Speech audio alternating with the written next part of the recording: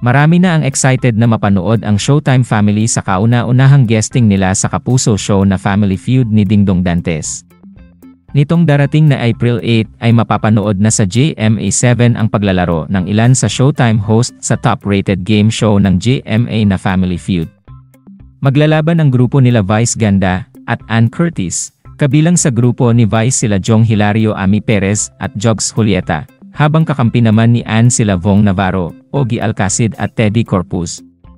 Samantala marami naman nakapansin na wala si Karil. Ito marahil ay para maiwasan na ang issue sa kanila ng host ng show na si Dingdong Dantes. Samantala narito ang ilang behind the scene sa naganap na taping ng programa.